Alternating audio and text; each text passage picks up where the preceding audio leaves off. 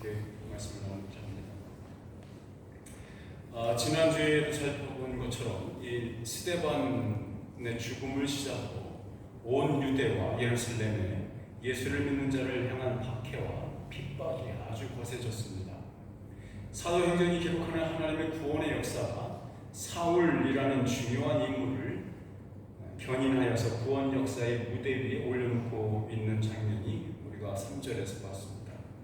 그는 신학의 대부분을 자기의 편지로 채우게 될 줄도 몰랐던, 예수님을 만나기 전에 모세율법을 신봉했던 근본주의자로 살던 사람 사울이었습니다.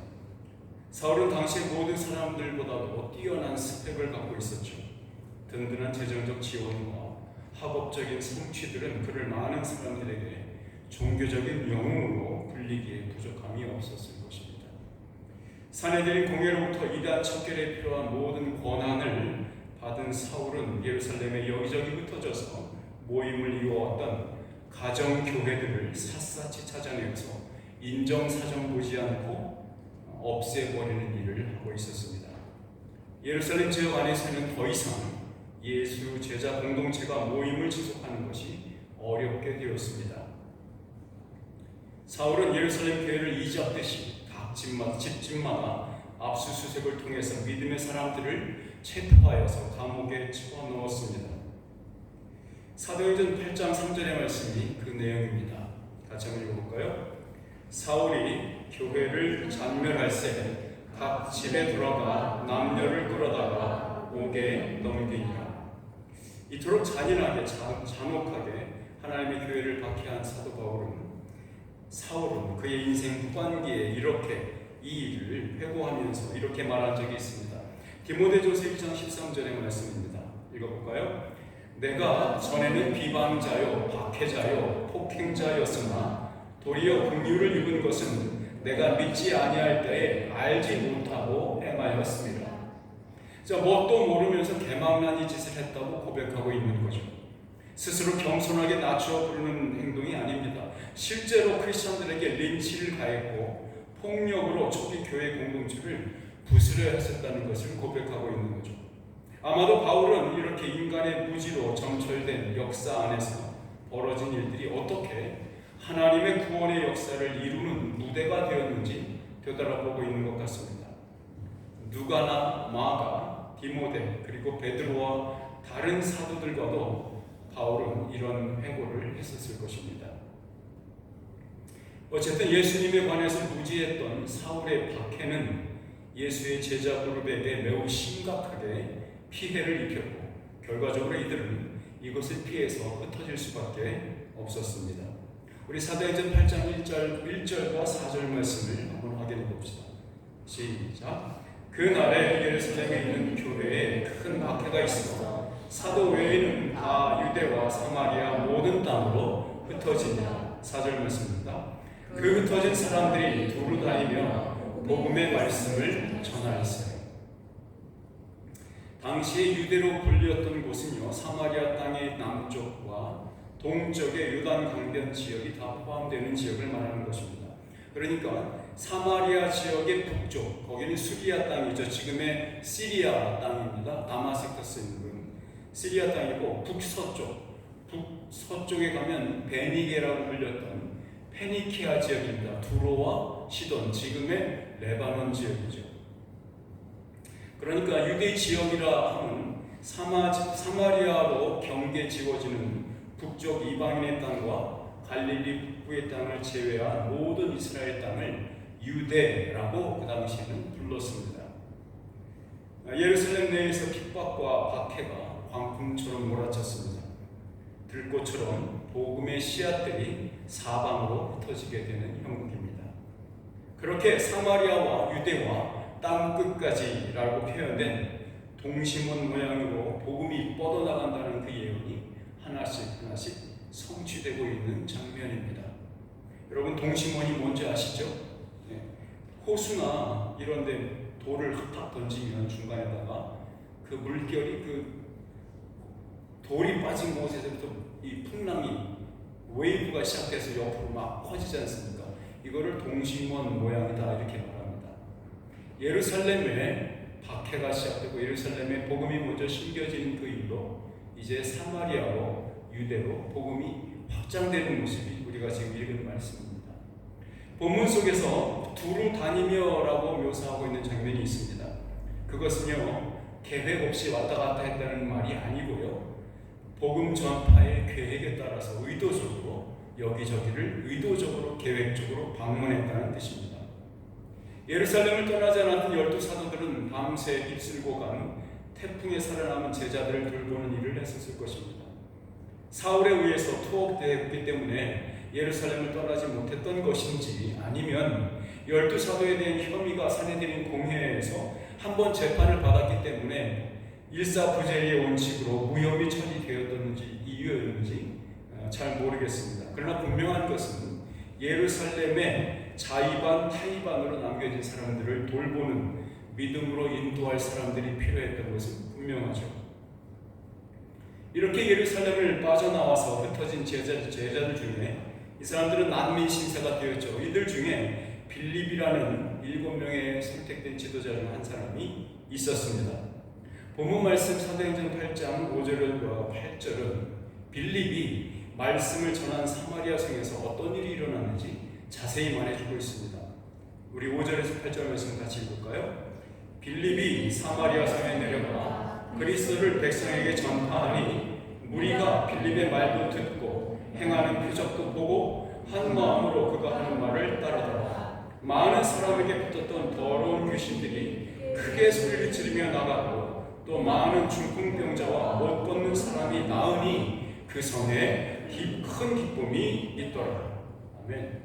자, 이 복음의 말씀으로 묘사된 이 빌립이 전한 내용에 대해서는요, 지금 우리가 지금 읽었던 5절에서는 그리스도라고 말하고 있고요, 그 이후에 나오는 12절에서는 하나님 나라와 및 예수 그리스도의 이름에 관하여라고 설명되어 있습니다. 사마리아인들도 메시아에 관해서 어느 정도 기본적인 지식을 갖고 있었습니다. 그러니까 유대라고 하는 큰 땅 옆에 메시아에 대한 대망 사상이 가지고 있었던 유대 옆에서 붙어서 거기서 떨어져 나오는 조금의 부스러기들을 먹고 있었던 거죠. 그래서 그 정도의 지식은 갖고 있었어요. 여러분 기억하시듯이 사마리아에 있는 야곱의 우물에서 예수님께서 우물가 여인을 만났던 거 기억하시죠? 요한복음 4장에 기록되어 있습니다. 그렇게 사마리아 사람들도 기본적인 바탕의 지식을 갖고 있었어요. 이런 사마리아 사람들에게 빌립이 메시아에 대해서, 참 예배에 대해서 관심을 갖고 있었던 이들에게 하나님의 나라가 어떻게 예수 그리스도라는 분으로 인해서 도래했는가, 이 땅에 들어왔는가에 대해서 설교한 것으로 보입니다.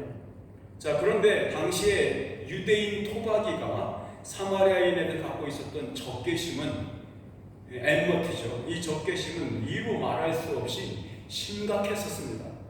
보통 유대인들은 사마리아인을 개만도 못한 사람으로 취급했죠. 아마도 이런 문화적 이질감 혹은 유대인 토박이가 사마리아에 대해 갖고 있었던 편견과 선입견들이라는 높은 장벽 때문에 헬라파 유대인이었던 빌립을 선택했을지도 모를 일입니다.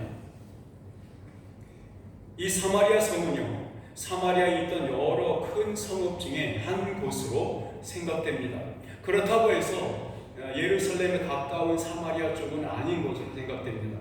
왜냐하면 두 사도들이 그 사역을 마치고 예루살렘으로 돌아오면서 사마리아 여러 성읍들에 들려서 복음을 전했다는 말씀을 보니 이 사마리아 성은 조금 더 북쪽으로 올라간 큰 성읍을 의미하는 것 같습니다. 이 사마리아라고 하는 이름은요, 여러분 아시겠지만 이 오므리 왕조에 있었던 아합 왕 때문에 그때 지어진 수도로 정해진 곳이 사마리아입니다. 그러니까 이 아합 왕은요, 그때 당시에 세계에 얼마나 힘이 셌었는지 굉장한 힘을 갖고 있었던 때였죠. 그때 이름이 붙여진 게 사마리아라는 이름이었어요. 자, 말씀은 우리에게 그 속에 그 사마리아 성에 어떤 사람이 있었다라고 우리에게 얘기해주고 있습니다. 이 어떤 학자는요, 이 이야기에 등장하고 있던 마술사 시몬의 고향이라고 주장하는 사람도 있었죠. 어쨌든 이 성읍에 대한 묘사에서 우리의 눈길을 끌고 있는 것은요, 7절의 말씀입니다. 많은 사람에게 붙었던 더러운 귀신들이 크게 소리를 지르며 나가고 또 많은 중풍병자와 못 걷는 사람이 나았다라는 표현입니다. 그러니까 이 사마리아 성에 대해서 우리가 이해할 때 그 성은요, 육체적인 질병뿐만 아니라 많은 사람들이 영적으로 혼탁한 혼잡한 상황에 있었던 도시였다라고 이해할 수 있겠습니다. 이 도시에 예수 그리스도의 생명의 강물이 지금 홍수처럼 밀려들고 있는 겁니다. 빌립에 의해서 말이죠. 이 도시는 생명이 주는 기쁨으로 노래했고 춤추며 뛰어놀았습니다. 예수님은 전에 이와 같은 상황을 이렇게 묘사한 적이 있었죠. 누가복음 11장 20절 말씀입니다. 같이 읽어볼까요? 그러나 내가 만일 하나님의 손을 힘입어 귀신을 쫓아낸다면 하나님의 나라가 이미 너희에게 임하였느니라. 자, 그러니까 보십시오. 이 사마리아 성에 하나님의 나라가 임했다는 표적으로서 귀신 들린 자들이 사탄의 매임에서 놓여 자유함을 얻는 일과 병든 자들이 치유함을 얻는 일들로 인해서 이 성읍은, 이 도시에는 기쁨이 가득 찼었다, 이 얘기입니다. 그러니까 그것은요, 빌립이 전하고 있는 이 메시지, 빌립이 전하고 있는 예수 그리스도의 복음이 참 진리임을 뒷받침해주는, 증언해주는, 확정해주는 사인으로서 주어진 표적입니다. 자, 그런데 이 본문의 이야기는요, 아주 좋은 분위기로만 이어지고 있지는 않습니다. 9절 말씀을 함께 보시죠. 사도행전 8장 9절입니다. 시작. 그 성에 시몬이라 하는 사람이 전부터 있어 마술을 행하여 사마리아 백성을 놀라게 하며 자칭 큰 자라 하니.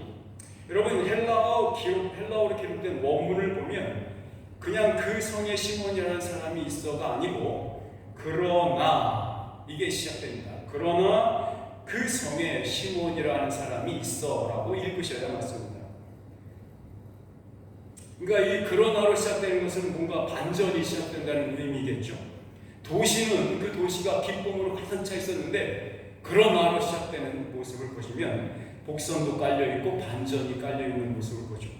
이 시몬이라는 사람은 이 사마리아 성읍에서 굉장히 유명했던 연예인과 같은 셀러브리티였던 것 같아요. 이 사람이 갖고 있었던 기술, 그 기술로 사람들을 굉장히 놀라게 했고 감탄하게 만들었습니다. 당시의 사람들이 생각하지도 못했던 어떤 화학적 현상들을 만들어서 보여주고 그것으로 돈을 받은 거죠. 아마도 큰 돈을 벌었던 것 같습니다. 왜냐하면 나중에 베드로에게 내가 돈을 많이 드릴 테니까 이것을 나한테 가르쳐 주세요라고 했잖아요. 그러니까 이 시몬은, 이 마술사 시몬 마거스는 굉장히 돈을 많이 벌었던, 저축을 많이 해놨던 사람인 것 같지 않습니까? 부럽진 않습니다. 자, 연금술사처럼 천문학에 대해서 어느 정도의 지식을 갖고 있었고요. 일식, 이클립스라고 하는 일식 아시죠? 해가, 달과 해가 가리는 거죠. 그렇죠? 달이 해를 가리는 거잖아요. 그래서 깜깜해지는 거잖아요. 그 일식이라고 하잖아요. 그때 사람들이 이해 못했던 그런 것들을 이 사람은 알고 있었어요. 그 지식으로 그것을 퍼포먼스를 하는 거죠. 그래가지고 사람들이 와 하는 겁니다. 그러니까 화학적인 배합물이 어떤 현상을 만들어내는지에 대해서 어느 정도 지식을 갖고 있었던 사람이죠. 이 사람의 이름을 시몬 마거스라고 불렀어요. 이 마거스라고 하는 것은 동방박사의 메가에라는 말과 같은 말입니다. 마술사, 이렇게. 시몬은 이 사람 자기 스스로를 큰 자라고 불렀습니다. 10절은 시몬이 당시 그 성읍에서 어떤 영향력을 가지고 있었는지 보여줍니다. 이렇게 말합니다. 낮은 사람부터 높은 사람까지 다 따르며 이르되 이 사람은 크다 일컫는 하나님의 능력이라 하더라. 자, 우리가 이런 본문 말씀 읽을 때 이 시몬이라는 마술사가 크신 하나님의 능력이라고 불렸던 이유는 아마도 그가 이런 마술로 사람들을 놀라게 만들면서 이 자신이 지금 보여주는 그 능력들이 하나님에게서 왔다라고 선전했던 것 같습니다. 그래서 스스로를 하나님의 사람이라고 말했던 것 같아요. 병든 자를 고친 일도 했을 것이고 귀신 들린 자를 치유했던 일도 이 사람이 했었던 것으로 보입니다. 아주 오랜 기간 동안 계속된 놀라운 업적들로 이 사마리아 성의 모든 사람들은 모든 계층의 사람들, 낮은 사람이나 높은 사람이나 다 이 시몬을 받들어 모셨습니다. 따라다녔죠. 아마도 이 시몬은 자신의 말을 듣고 시키는 대로 했던 사람들 중에 누군가를 자신의 제자로 만들어서 온갖 비밀스러운 기술을 전수할 생각을 갖고 있었을지도 모릅니다. 물론 큰 돈을 요구했었을 테죠. 시몬의 영업 기술은 잘 먹혔습니다. 꽤나 짭짤했죠. 그런데 그가 상대하기에는 너무도 벅찬 상대가 나타납니다. 누굽니까? 빌립입니다. 그런데 이 사람은 자신처럼 여러 가지 도구들을 사용하지도 않으면서 단지 말씀을 전하고 기도해 주는 것만으로 병자들을 고쳐냈습니다.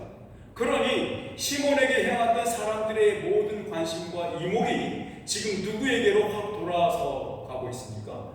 빌립에게로 돌아서 쓰는 거죠. 근데 시몬 또한 이 빌립의 말을 듣고 믿었다고 말합니다.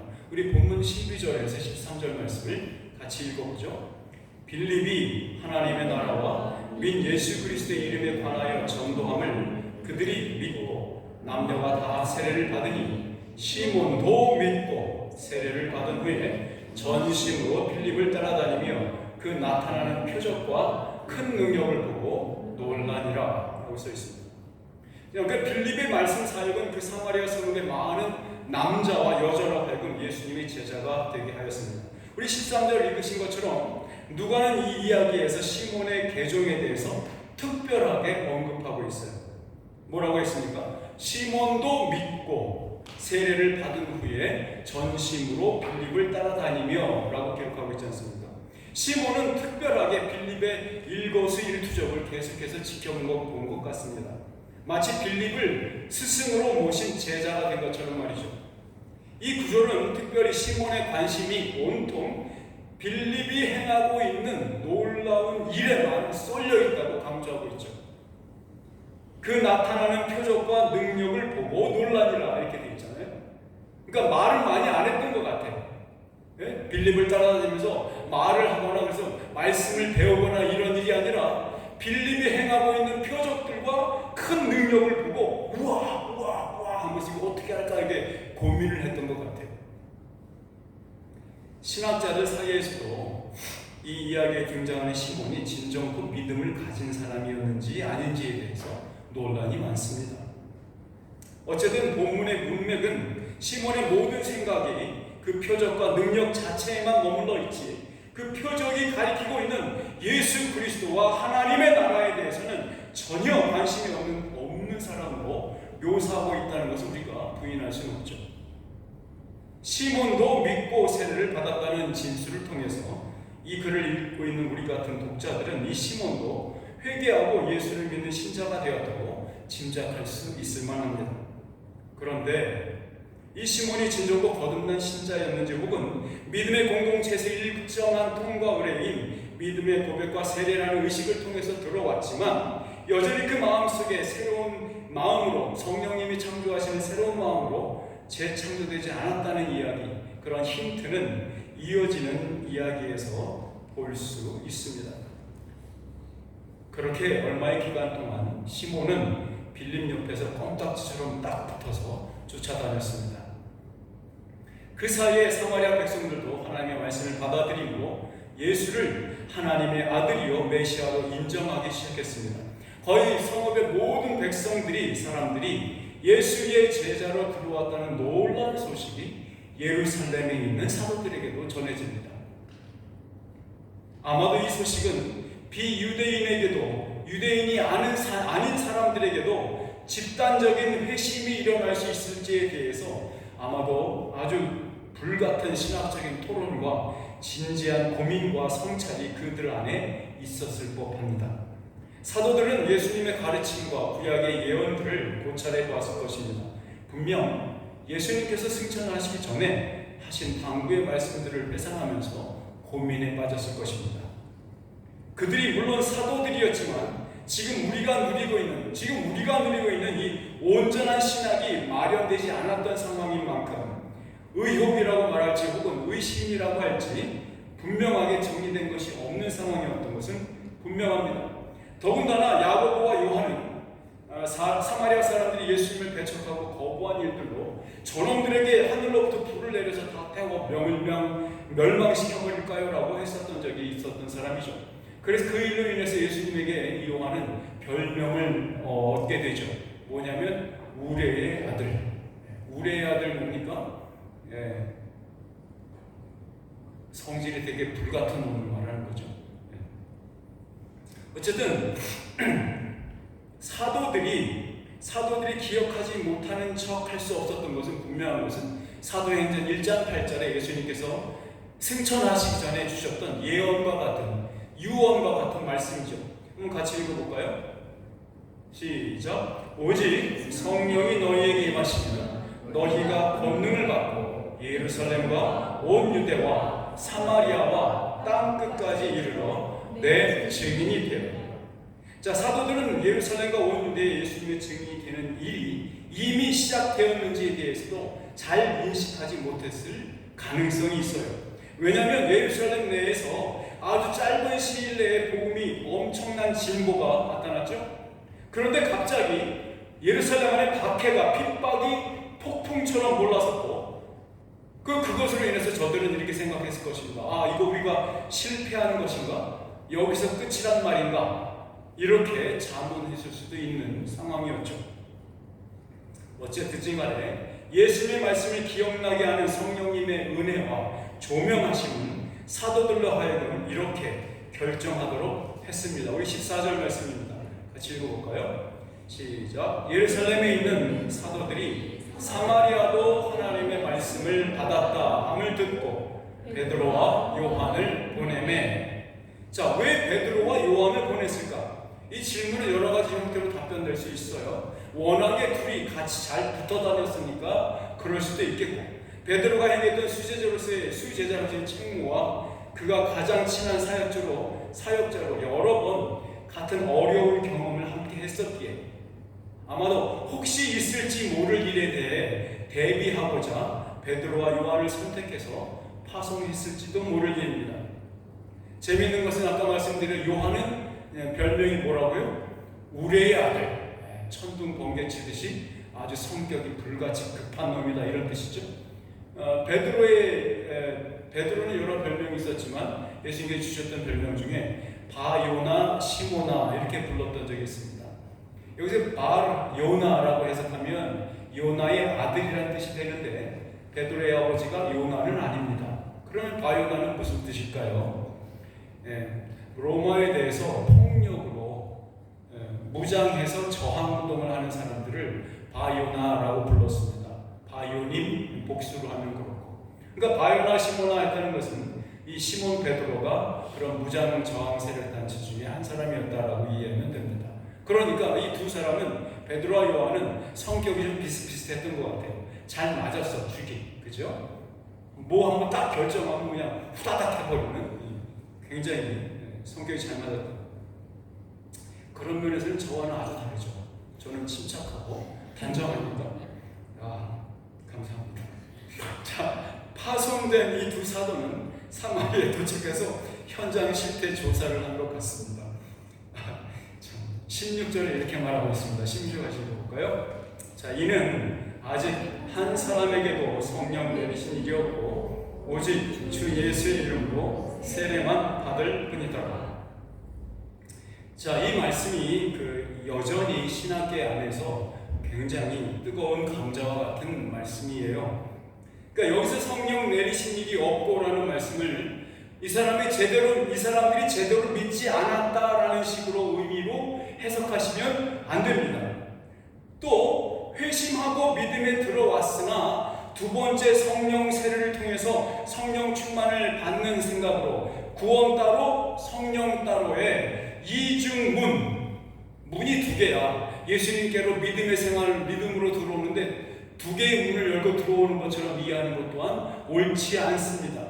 그러니까 회개하고 고백하고 따른다고 고백하는 문 하나, 그리고 성령 충만 받는, 성령 세례 받는 문 하나, 또 이렇게 이해해서는 안 됩니다. 자, 그러니까 우리가 이 본문에서 성령 내리신 일이 없었다라는 말을 어떻게 이해하냐면 바로 우리가 살펴보고 있는 사도행전 8장까지의 내용을 통해서 알 수 있어요. 오순절 성령 강림 때에 있었던 표적이 이 사마리아 지역에서는 아직 나타난 적이 없었다라는 말로 쓰인 겁니다. 성령 내리신 일이 없고, 그 의미가 그겁니다. 자, 17절 말씀을 볼까요? 시작. 이에 두 사도가 그들에게 안수하며 성령을 받는지라. 자, 그러니까 표징으로서 성령을 받는 일이 발생하는 것입니다. 그런데 이 본문은 성령을 받는 일에 전과 후가 어떤 영향을 끼쳤는지에 대해서, 혹은 어떤 차이를 만들어냈는지에 대해서는 전혀 묘사하고 있지 않습니다. 무슨 말인지 이해되시죠? 성령이 내리신 일이 없었는데 두 사도가 안수하자 성령을 받았지 않습니까? 근데 그것이 이 사람들, 성령 받은 사람들의 전과 후에 어떤 행동의 차이가 있었다는 묘사가 전혀 없다, 이 말입니다. 한마디로 말해서 오순절날 예루살렘에 있었던 일과 동일한 성령의 임재가, 그 증거가 이곳 사마리아에서도 재현되었다는 것, 그것을 의미하는 건조한 표현입니다. 그러니까 오히려 우리가 조금 전에 사도행전 1장 8절 내용을 봤듯이 이 본문 말씀은 예루살렘과 온 유대와 사마리아와 땅끝이 어떻게 차례차례 하나님의 나라의 복음을 받아들였는지, 그것을 도장을 꽝 찍어주는 모습이다, 이렇게 이해하시면 됩니다. 오순절 성령 강림 때 예루살렘에 있던 제자들이 주님이 약속하신 성령의 임재에 대해서 공적인 표징이 나타났듯이 이곳 사마리아에서도 빌립을 통해 믿은 신자들에게 성령이 내려오신 일이 나타난 겁니다. 사마리아 한 성에서 일어난 이 사건은 이 한 번의 사건으로 성령의 임재가 사마리아에 임했다는 대표성을 갖기에 충분합니다. 그러니까 사마리아 다른 지역에서 지금 아까 봤듯이 25절 말씀, 마지막 절 말씀에 두 사도가 그 사역을 끝내고 나서 예루살렘으로 돌아오면서 사마리아 각 성에 임해서 거기서 말씀을 전하면서 내려왔다라고 표현되어 있지 않습니까? 근데 거기에서는 더 이상 성령이 내리신 일이, 받은 일이 없다, 그것을 기록하지 않고 있다는 걸 보셔야 합니다. 자, 그러니까 혹자는 이 두 명의 사도가 안수를 하니까 비로소 성령을 받은 것을 근거로 교회 내의 직분이 더 높은 지위를 가질수록 더 큰 영향력을 가지고 있다라고 생각하는 사람들이 있었습니다. 16세기의 로마 캐톨릭이 그렇게 생각했습니다. 여전히 주교 아시죠? 주교, 비숍, 그 지역을 담당하는, 지금 장로교 쪽 입장에 보면 노회장 이런 쯤 되는 거죠. 그 주교가 와서 그 로컬 철치를 담당하고 있는 프리스트가 기도하는 것보다 이 주교가 와서 기도하면 더 힘이 세다라고 잘못 이해하는 부류도 있습니다. 이 본문을 근거로 말이죠. 자, 이것은 턱없이 부족한 근거를 가진 생각이 아닐 수 없죠. 왜냐하면 이어서 나오는 이 빌립 단독으로 했던 사역이 바로 옆에 나오거든요. 그 뒤편에 나오는데 에디오피아의 내관이었던 그 사람에게 빌립이 말씀을 가르치고 안수하고 세례를 줬던 일, 그게 나오거든요. 그러니까 빌립 혼자서도 성령이 임하는 것, 말씀 안에 들어오는 것, 주님의 제자가 되는 것이 온전히 그 권위가 인정됐다, 이렇게 이해하시면 됩니다. 그러므로 로컬 프리스트나 로컬 교회를 담당하는 담임 목사나 혹은 노회장이나 총회장은 그 사람보다 더 영적인 권위가 있다라는 식으로 이해해서는 안 되는 거죠. 자, 사마리아에서 벌어진 이 일을 통해서 이해할 수 있는 하나님의 의도는 분명합니다. 하나님께서는 당신의 뜻대로 사람들을 이끄셨고 사용하셨고, 그렇게 당신 자신이 원하는 일을 이루고 계셨다는 그 사실이 분명한 거죠. 여러분, 우리 교회 속에서 여전히 일하시는 성령님의 역사하심은 맡은 바 직무와 직위에 따라 다르게 일어나지 않습니다. 오히려 서로 연합하여 협력하는 형태로 거룩한 교회를 이루어간다는 사실을 우리는 기억해야 합니다. 그러니까 평신도라고 해서 은혜가 모자라는 것도 아닙니다. 더불어서 목회자라고 해서 능력이 평신도보다 월등하게 많이 충만히 갖고 있다는 의미로 이해해서도 안 되는 것입니다. 어쨌든 두 사도가 안수함으로 인해서 성령 내리신 일이 눈앞에 확연히 드러나게 되었습니다. 그러자 그 광경을 지켜보던 시몬 베드로에게 이렇게 부탁합니다. 18절에 19절 말씀을 같이 한번 읽어봅시다. 시작. 시몬이 사도들의 안수로 성령 받는 것을 보고 돈을 들여 이르되 이 권능을 내게도 주어 누구든지 내가 안수하는 사람은 성령을 받게 하여 주소서 하니. 자, 아마도 시몬이 이 두 사도의 안수 이후에 벌어진 일을 옆에서 목격한 것 같습니다. 이 시몬은 예전부터 종교적인 마술사를 직업으로 살아왔던 사람이었잖아요. 그래서 그 광경을 봤을 때 딱 뭔가 이게 뭐죠? 이게 뭐가 딱 클릭이 되는 거야. 뭐가 클릭이 되냐면 이게 비즈니스적으로 사업적으로 대박 날 거라고 생각한 거예요. 네, 사업으로 대박이 날 것 같은 생각이 든 거예요. 눈이 뒤집혀요. 이 마술사 시몬이 빌립을 따라다니면서 예전의 삶의 방식을 모두 포기했다고 선언했을 것으로 보임에도 불구하고 시몬은 옛 습관과 몸에 배어있는 욕망이 지금 터져나오고 있는 것을 막지 못한 거죠. 돈과 사람들로부터 인정을 받기 원하는 욕망의 인간 욕망의 죄의 욕망의 고삐가 풀리는 순간입니다. 우리 사도행전 10장 45절에서 46절 말씀을 같이 한번 읽어봅시다. 시작. 베드로와 함께 온 할례 받은 신자들이 이방인들에게도 성령 부어주심으로 말미암아 놀라니 이는 방언을 말하며 하나님 높임을 들음이러라. 바로 이것이 성령 내리신 일이 없더냐라고 묻는 것, 그리고 두 사도가 안수했을 때 성령을 받았다라고 하는 내용이 되는 겁니다. 현상으로 나타나는 것이 바로 이 방언을 말하며 하나님을 높이더라 라고 하는 말입니다. 사마리아에서 베드로와 요한이 안수를 했을 때 이 일이 일어났죠. 시몬은 옆에서 보면서 이 생각이 듭니다. 우와, 이거 돈 되겠는데? 라고 속으로 생각하는 거죠. 계산합니다. 주판을 두드리는 거예요. 여러분 주판 아세요? 주판? 요새 사람들은 주판 모르죠? 키보드를 두드리고 있는 거라고 생각하시면 되겠습니다. 성령님에 대해서 잘 알지 못하고 있었던 전직 마술사 시몬은 너무도 중대한 실수를 저지르고 있습니다. 하나님을 이용해서 하나님을 통제해 보겠다라는 생각이죠. 큰 돈을 베드로에게 주어서 그가 자기에게 그 비법을 전수해주면 자기도 할 수 있을 거라 생각한 거예요. 이 전직 마술사인 시몬도 사도들의 안수를 받았던 산두가 동일한 장소에 똑같은 장소에 있었을 텐데 왜 시몬은 성령을 받은 일에서 빠져 있을까요?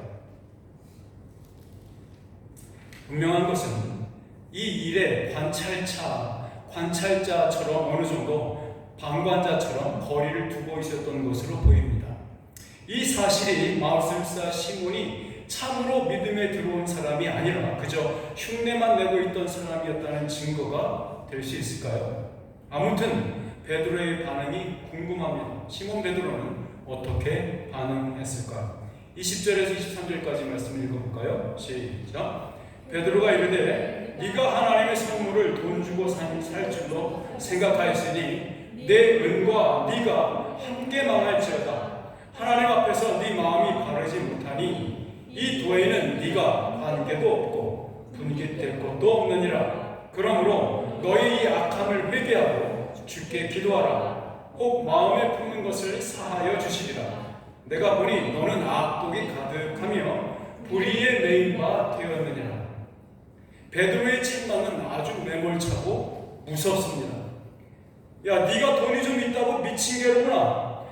어찌 거룩한 하나님의 선물을 돈으로 주고 살 수 있다고 생각하는 것이냐? 네가 갖고 있는 그 돈이 너로 하여금 지옥으로 가게 하는 티켓이로구나. 절대적으로 말씀 앞에 순종하는 것만이 이 선물을 받는 자의 온전한 태도임에도 불구하고 너의 생각은 하나님의 생각을 네 스스로 조정하고 통제할 수 있을 거라고 생각한다는 게 이게 말이나 되는 소리냐? 썩 꺼지지 못할까? 이러는 거죠. 여러분, 오늘날 교회 안에서도 마술사 시몬이 생각하는 사고방식으로 은혜와 은사를 대하는 사람들이 있습니다. 성령의 은사를 구함에 있어서 또 그 체험을 구함에 있어서 그렇습니다.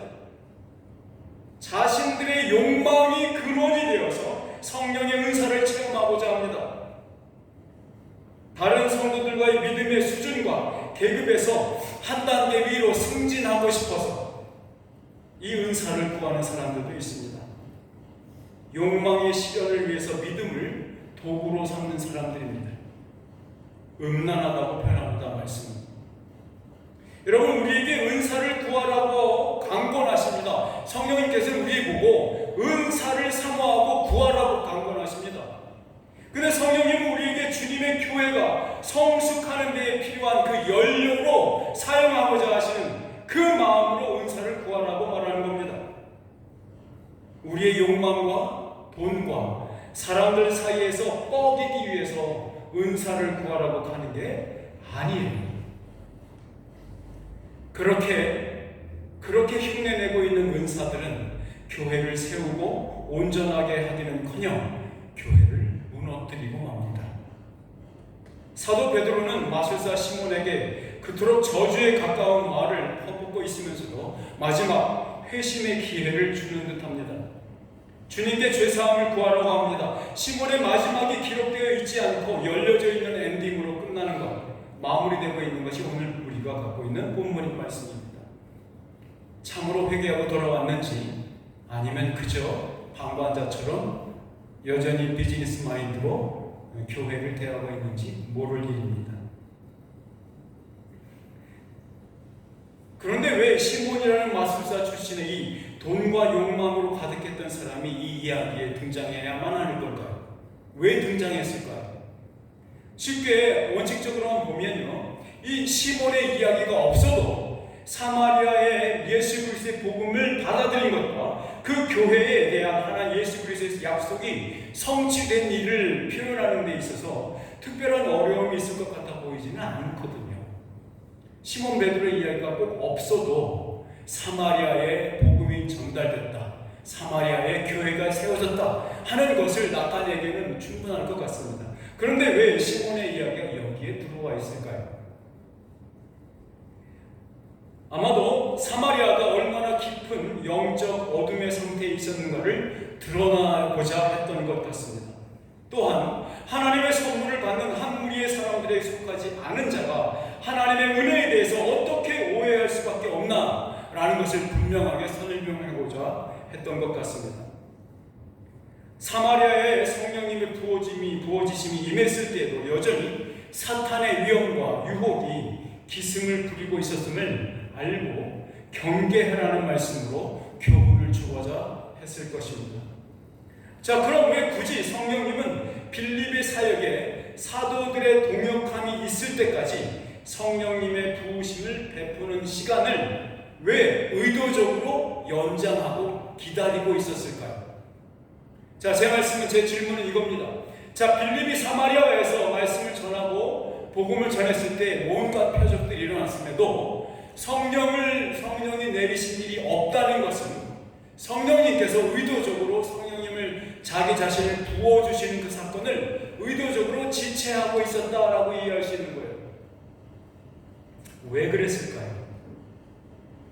자, 그 이유가 이 본문이 여기에 하나의 퍼즐로 맞춰져 있는 까닭인 것 같습니다. 자, 우리가 지금 했던 이 질문은 사마리아에 복음이 전파되는 일에 사도적인 권위, 두 사도의 권위가 왜 요구되었을까라고 바꾸어 질문할 수도 있는 거죠. 자, 빌립 공자로 사마리아에 복음 전파하는 일이 끝났다면 그것으로 얻을 수 없는 일은 무엇이었을까라고 질문을 또다시 바꿔볼 수 있겠죠. 그것에 대한 대답은 이렇게 말할 수 있겠습니다. 첫째, 유대인들이 가졌던 사마리아인들에 대한 편견과 선입견들에 대해서 그것을 깨기 위함이다라고 볼 수 있습니다. 둘째는 이 두 사도가 사마리아에 직접 방문하여서 사마리아 그리스도인들을 예루살렘과 같은 형제로 받아들였다는 것을 공식화하기 위해서입니다. 셋째로 이 일로 인해서 사마리아 교회는 예루살렘 교회와 같은 형제교회로서 공통의 체험과 고백을 하는 하나의 교회로 묶여질 수 있었습니다. 마지막으로 사마리아 교회는 문화적으로, 사회적으로, 태생적으로 약점을 갖고 있었어요. 이 사도들이 공식적으로 그 사마리아 교회를 인정함을 받음으로 인해서 예루살렘 교회와 평등한 차원에서 교제하고 동역하는 교회로 인정을 받게 되는 것입니다. 이 일을 위해서 사도적인 권위를 갖고 있는 두 사도가 파송되어야 했던 것입니다. 여러분, 우리 교회의 교인들 사이에서도 여전히 차별이 있습니다. 그리고 여전히 서로 간에 정죄하는 태도가 많은 것 같습니다. 우리들의 말 버릇 안에도 여전히 성화되는 것이 보이지 않습니다. 이렇게 말하기도 합니다. 사람이라는 것은 변하지 않는 짐승이야, 뭐 이런 말이죠. 그놈은 늘 그래, 이런 말. 이것을 다른 말로 바꾸면 과거가 현재를 돕지 않고 과거가 현재의 발목을 잡아매고 있는 형국이다, 이렇게 표현할 수 있어요. 여러분, 복음은 모든 것을 품으라고 하는데 정작 복음으로 복을 얻은 자들은 자기들의 잘남 때문에 자기들이 잘나서 내가 이만하니까 교인이 된 거라고 생각해요. 유대인들이 사마리아인에 대해서 가졌던 온갖 차별은 복음으로 인해서 무효화되었습니다. 그 사이의 담장은 그 높았던 담장은 무너져 내렸습니다. 자신의 과거의 습관이 복음 안에서 태워지지 않은 그 마술사 시몬과 똑같은 모습은 아닙니까? 우리가 처했었던 영벌의 상태에서 영생의 자리로 옮겼다는 것은 단순히 우리의 장래에 있을 구원의 자리에 들어갈 그것만을 의미하는 것이 아니에요. 사랑하는 여러분, 십자가 없이 오늘을 만들어내는 우리의 선택들은 희망이 없습니다. 과거의 습관과 현재의 고집과 나의 아집이 십자가의 복음의 불에 녹아져서 하나님의 뜻과 화해하지 않는 한 우리가 하는 오늘의 선택들은 늘 상한 음식과 같은 겁니다. 과거에 십자가에서 우리를 대신하여서 우리 모든 짐을 대신 지신 예수 그리스도의 행위는 그것을 믿는 우리 모두에게 자신의 의로움을 선물로 주시는 것을 가능하게 만들었습니다. 어제 우리가 했던 선택이 오늘이라는 나의 상황을 만들어내는 것입니다. 누가 누구를 탓하겠습니까? 차별과 미움으로 자신을 지켜오고 지탱해오고 있던 우리의 과거는 말씀 안에서, 주님의 복음 안에서 죽어져야 합니다. 그 과거 여전히 여러분의 현재의 발목을 붙잡고 있지는 않습니까? 시몬처럼 악독이 가득하고 불의에 매인바된 상태인지 돌아봐야 합니다. 이 말은 단지 우리에게 종교적인 윤리를 가르치고자 하는 것이 아니에요. 복음이 동기가 되어서, 원인이 되어서 사람이 바뀌는 변화, 이것이 예수님께서 꿈꾸는 꿈입니다. 죄와 사망의 메인 운명이었던 우리가 이제 생명과 성령의 줄에 메인 자리로 옮겨졌다면 하찮은 습관 하나, 고집과 아집들 그 중에 하나도 못 고치겠습니까? 여러분은 그렇게 십자가의 복음으로 태어난 복음의 십자가의 자녀들입니다. 복음의 자녀들은 복음의 말씀을 먹어야 살 수 있어요. 사랑하는 여러분, 우리는 차별 없는 세상으로 다시 태어난 사람들이시길 믿으시기 바랍니다. 우리 모두 다 함께 일어나셔서 로마서 3장에 있는 말씀을, 이 두 구절을 함께 읽으심으로 말씀을 맺겠습니다. 로마서 3장 21절에서 22절 말씀 마음에 새기시면 좋겠습니다. 우리 그러나로부터 먼저 읽겠습니다. 시작. 그러나 이제는 율법 외에 하나님의 한 의가 나타났으니 율법과 선지자들에게 증거를 받은 것이라. 곧 예수 그리스도를 믿음으로 말미암아 모든 믿는 자에게 미치는 하나님의 의인이 차별이 없느니라. 아멘. 기도하겠습니다.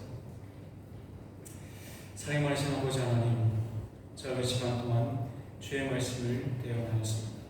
이 말씀 속에서 우리를 깨뜨리시고 우리의 헌 것을 새 것으로 바꾸시는 복음의 능력과 은혜와 역사가 우리 안에서 일어나도록 인도하여 주시옵소서.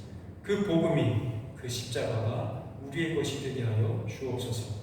그래서 과거에 매이지 않고 오늘 나의 아집과 고집과 편견과 선입견과 모든 온갖 세상의 것들을 죽이는 역사가 죄의 죽임을 통해서 우리 안에서 벌어지도록 인도하여 주시옵소서. 예수 그리스도의 이름으로 기도드리옵나이다.